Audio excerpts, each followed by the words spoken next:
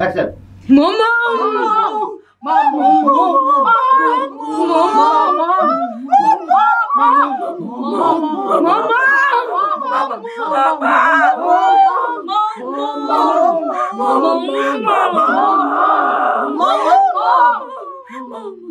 Ini alasan kuat kenapa banyak yang gagal menjadi dubber. Segera akan hilang hidup manusia binatang. Saat kamu melihat satu tontonan film yang didubbing atau disulis-suarakan, tiba-tiba ada keinginan yang muncul pengen menjadi dubber juga. Seperti orang-orang yang mengisi dalam film tersebut. Bahkan mungkin kita merasa banget bisa ngedubbing. Karena kita ngerasa bahwa dubbing itu bagian dari hobi dan sekaligus bakat. Atau kita ngerasa kalau dubber itu passion yang pas banget buat kita. Sehingga kita yakin betul bahwa kita bisa jadi dubber tanpa kita pertimbangkan hal-hal lain yang menunjang atau pengetahuan yang membuat seorang itu bisa menjadi dubber. Padahal disinilah letak dasarnya atau fondasinya sebelum orang mampu mewujudkan dirinya menjadi seorang pengisi suara. Disinilah titik awal sebuah visi. Di awal inilah seharusnya penggalian tentang visi itu kita lakukan.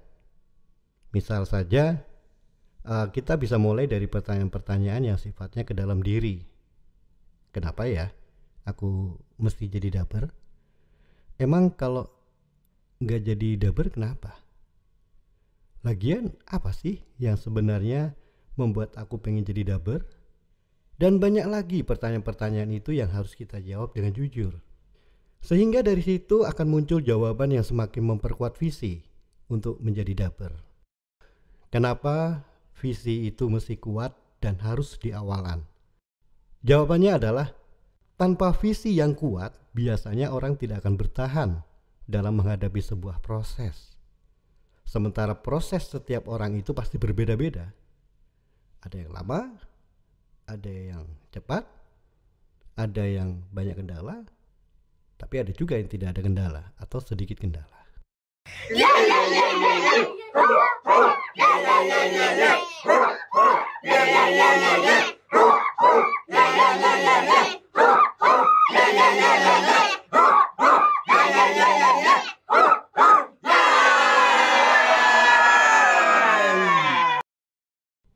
Kecenderungan setiap orang yang terobsesi tidak mampu menahan ambisi. Pengennya segera beraksi dan pengen segera berhasil. Begitu pula seorang yang hendak jadi dubber. Kalau ada casting langsung ikutan. Tanpa mengetahui realita yang terjadi di lapangan. Bahkan nggak memahami bahwa kebutuhan pengisi suara di dunia industri itu sendiri seperti apa. Apalagi kalau tidak tahu bahwa kemampuan yang dimiliki sangat bertolak belakang dengan keinginan pasar. Maka keberuntungan yang diharapkan akan semakin menjauh.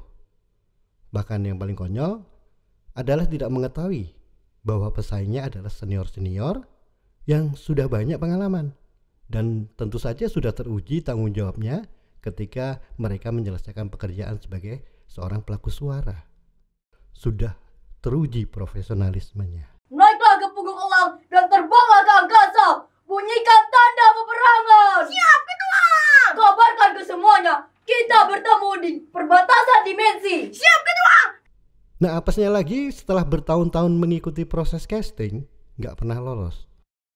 Kalau sudah begitu, pada akhirnya obsesinya sebagai dubber tumbang. Bahkan pada kasus yang berbeda, ada pula seorang yang sudah berhasil masuk ke dalam industri suara juga pupus sebagai dubber akhirnya. Itu dikarenakan belum memahami atau tidak paham bahwa dubber itu adalah pekerjaan freelance. Artinya bahwa pekerjaannya tidak selalu ada, tergantung job. Apalagi dalam waktu yang lama tidak mendapatkan job sama sekali. Akhirnya memutuskan untuk pindah haluan.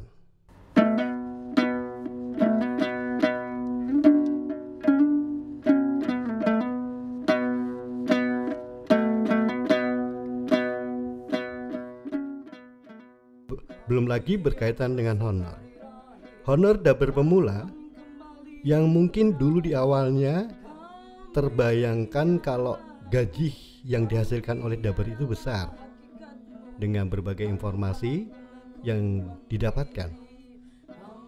Tapi ternyata kenyataannya saat awal-awal menjadi dubber, hasilnya di luar ekspektasi. Bahkan bisa dibilang gak seimbang dengan pengeluarannya.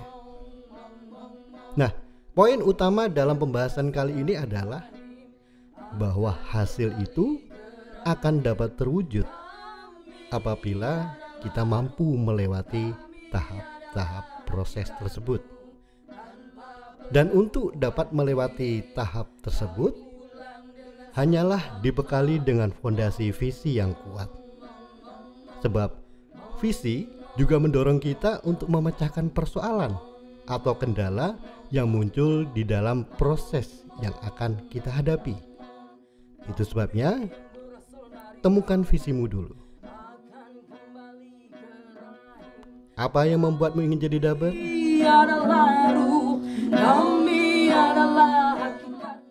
Memang masalah kalau kamu gak jadi dubber. Kami pulang dengan selamat.